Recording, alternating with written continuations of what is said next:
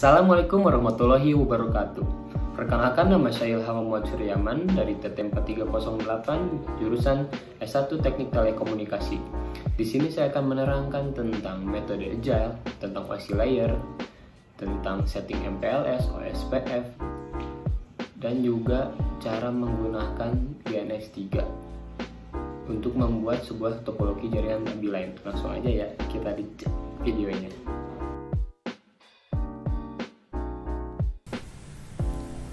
Oke, kita bahas OSI layer.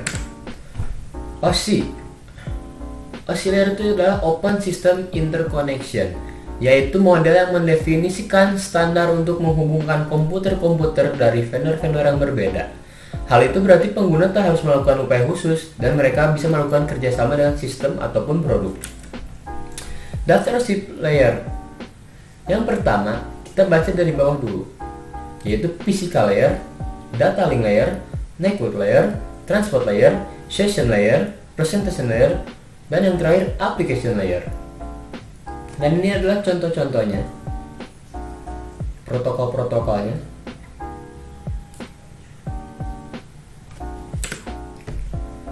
Kita bahas physical layer. Nah, yang pertama adalah physical layer. Sesuai dengan namanya, physical layer berarti merupakan lapisan yang berhubungan dengan fisik atau hardware.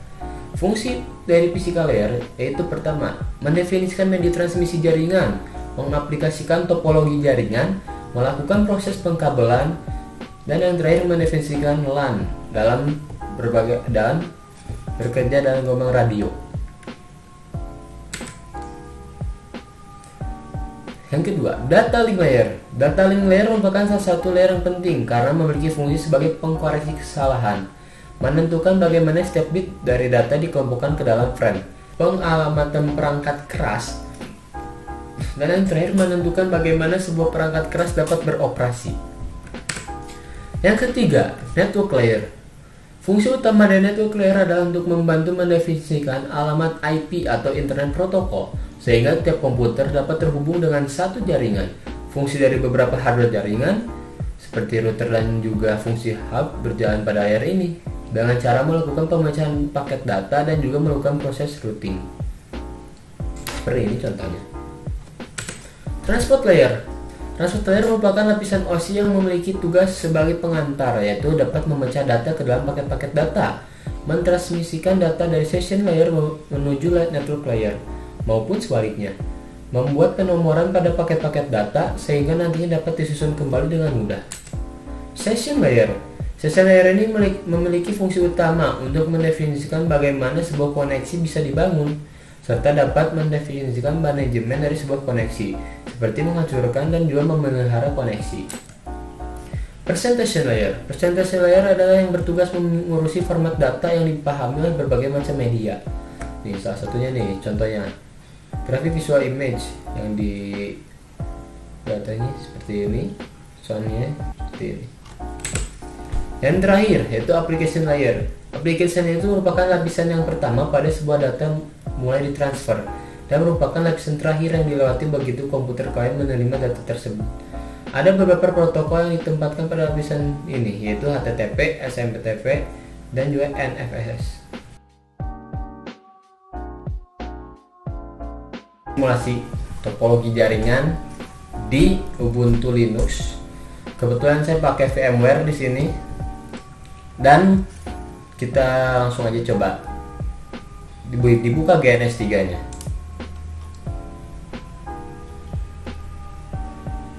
Kita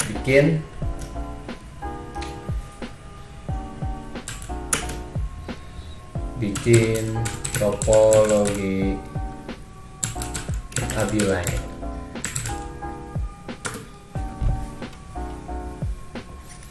Nah, sebelumnya kita cek dulu. Jadi topologi ABI-line itu seperti ini.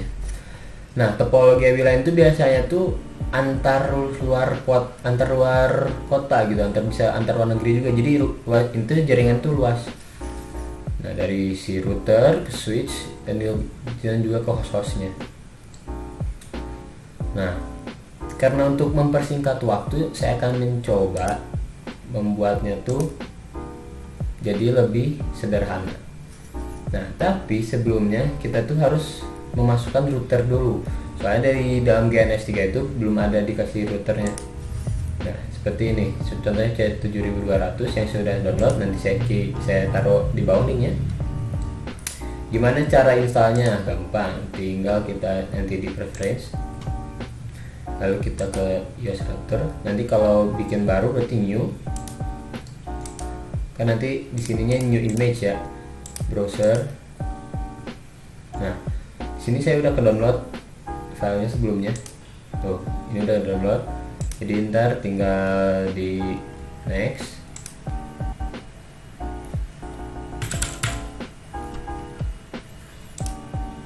Ininya ya default aja 500. Nah, ini slotnya diisi. Saya isinya pakai yang ini aja deh.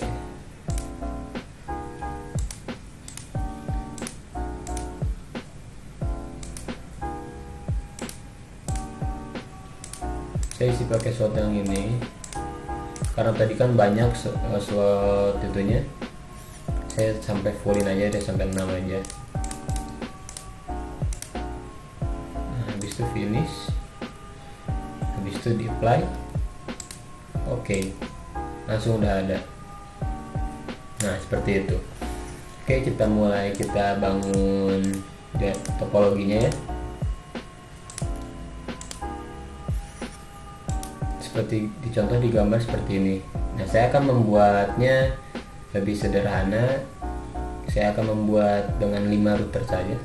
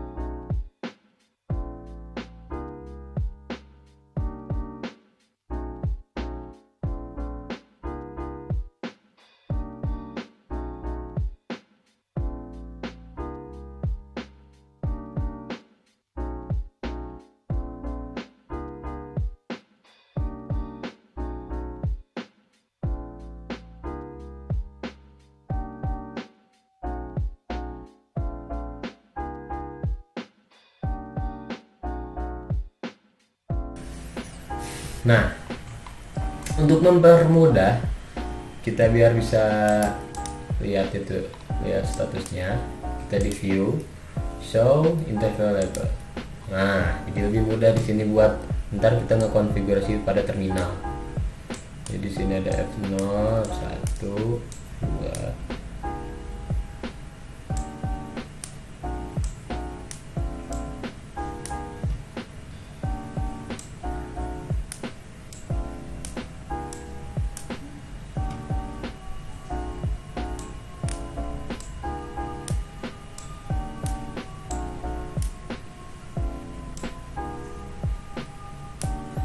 Nah, selanjutnya kita biar lebih gampang, kita sekarang atur dulu nama IP-nya.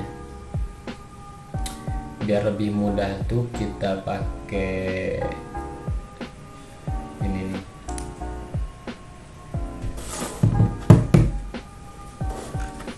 Misal 192.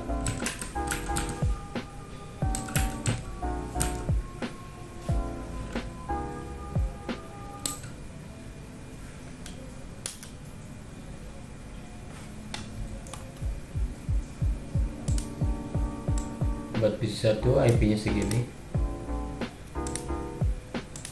buat PC 2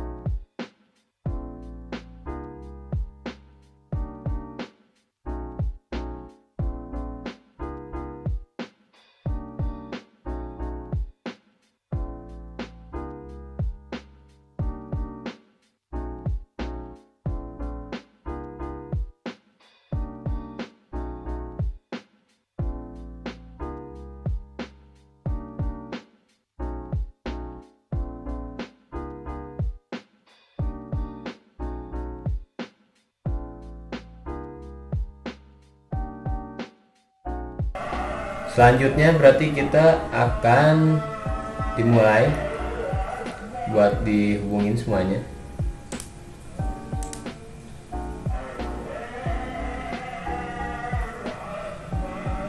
Nah, ini sudah hijau semua ya, berarti sudah terhubung semuanya. Selanjutnya kita bakal nge-config router satu persatu. Gimana caranya? Tinggal klik kanan, konsol.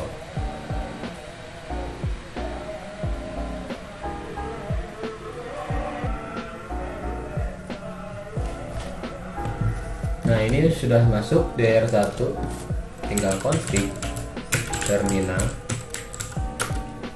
Kita sudah masuk di config-nya. Selanjutnya itu interface fast ethernet. Nah, di sini kita lihat DR1 ada berapa aja. Ada 0/0, 1/0, 2/0. Nah, berarti kita satu-satu ya, dari 0/0 dulu.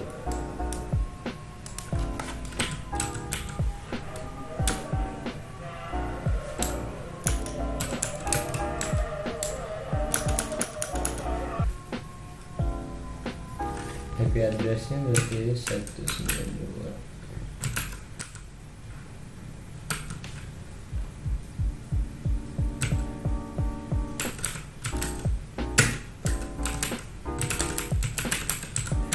Nah, ini kenapa 255 $? Karena saya bakal menggunakan flash 24, jadi shutdown.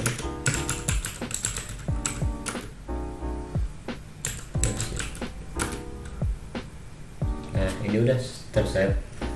Nah, jadi ini kita lakukan semuanya sampai ke F2, dan selanjutnya juga di R2 juga sampai di 3.3/0 seterusnya. Jadi semuanya kita lakukan seperti ini ya.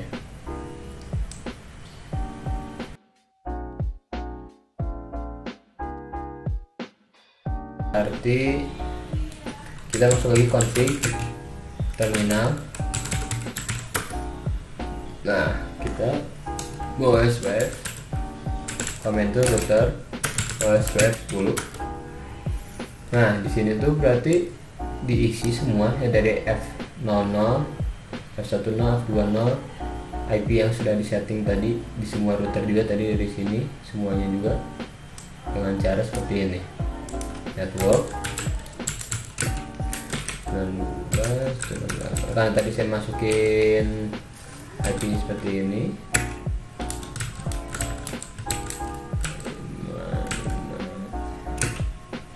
Area 1. Nah, ini tuh yang 20 tuh berarti saya tadi yang di F0/0. Sekarang berarti F1/0 sampai F2/0 dan seterusnya ya.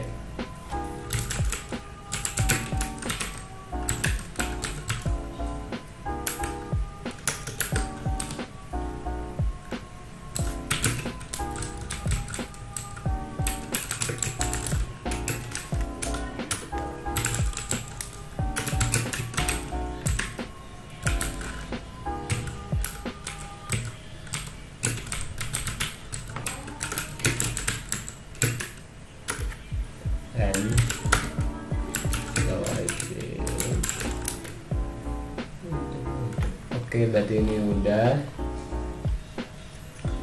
selesai. Buat nyeting OSPF sudah selesai. Nah, ini lakuin semuanya ya, dari di R2, R3, R4, R5.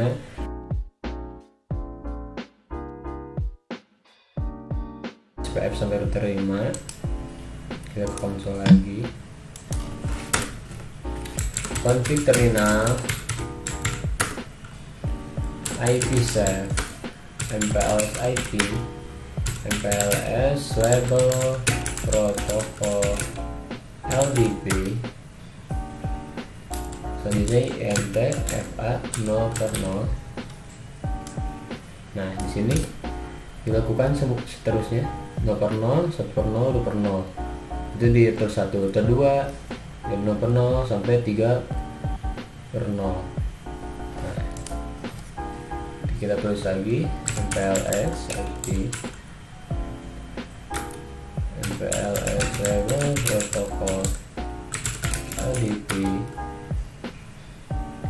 Maaf typo, label protokol LDP IMP FA 1/0 lagi MPLS IP MPLS server protokol LDP IMP FA 2/0.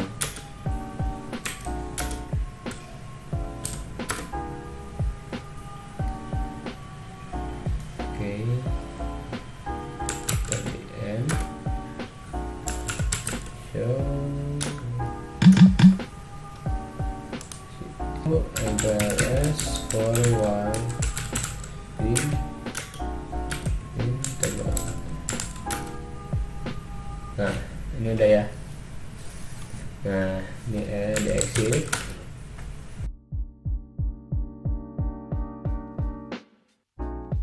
Oke, setelah setting MPLS sudah selesai, sekarang kita cek pingnya dari PC1, tes ping. Nah, IP-nya tadi saya pengen masukin yang 192 ini. Nanti kita masukin IP 192 828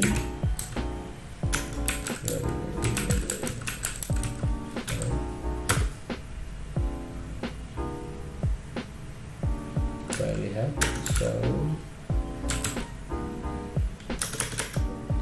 IP. Nah, jangan lupa di save. Nah, setelah ini kita coba tes ping.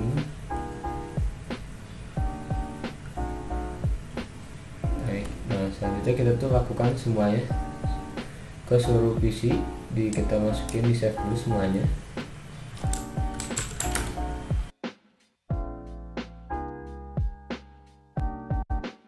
Mau dimasukin ke PC 5 juga, kita cek ping.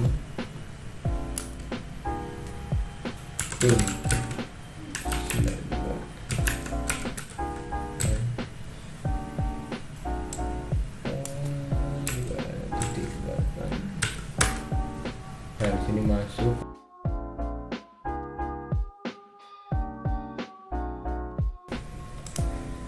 Baik, selanjutnya kita akan memasukkan Git, install Git dan di GitHub ya. Kita buka terminal.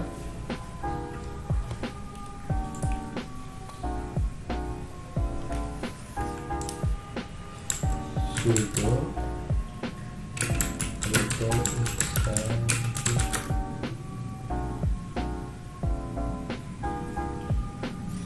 sudah terinstall. Selanjutnya tuh kita sudah diinstal, berarti git config global. Nah, di sini tuh saya sudah bikin akun baru. Ini akun saya. Nah, kita masukin username-nya dulu, user.name dan di config lagi global user email.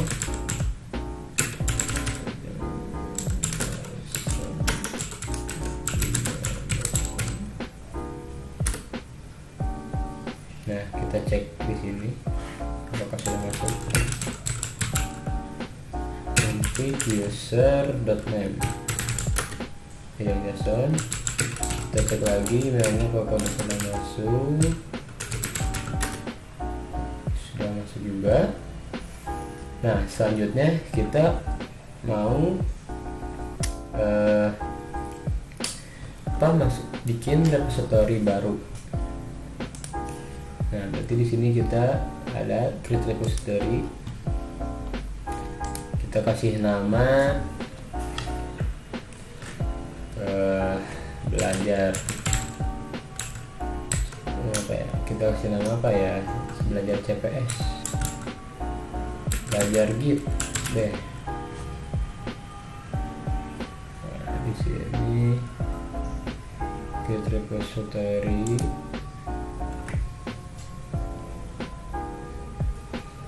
Nah, di sini sama GitHub juga sudah dikasih tahu create a new repository on command line. Nah, kita udah dikasih tahu dari sini juga. Nah, di sini tuh kita tinggal masukin ke Ubuntu-nya lagi. Jadi di sini kita bikin dulu folder. Iya.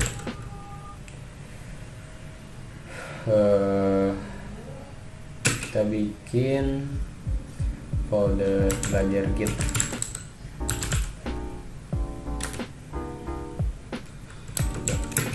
Belajar Git, kita lihat sudah masuk di Ubuntu. Selanjutnya seperti yang tadi di sini, echo stack belajar Git readme. Kita tinggal copy paste saja.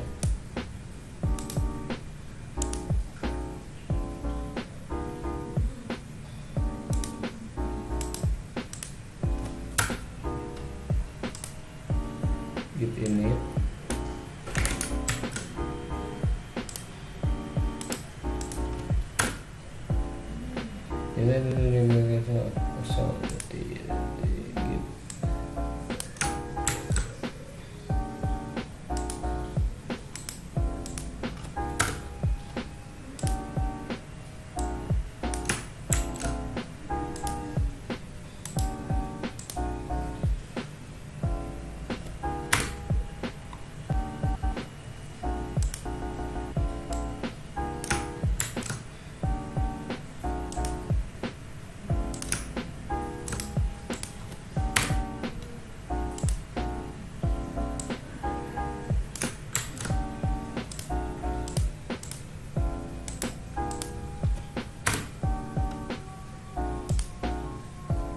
Kita saja di push.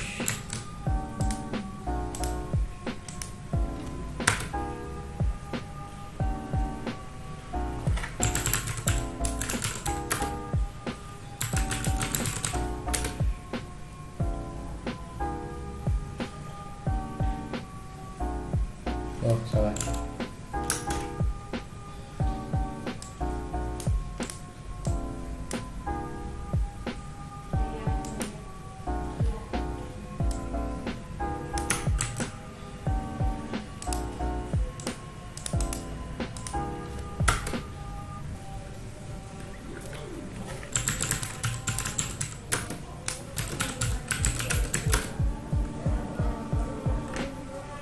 Nah, ternyata saya salah password tadi.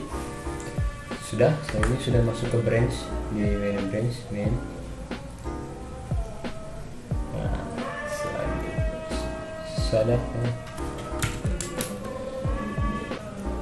nah, kita lihat di refresh udah ada ya main belajar gitu.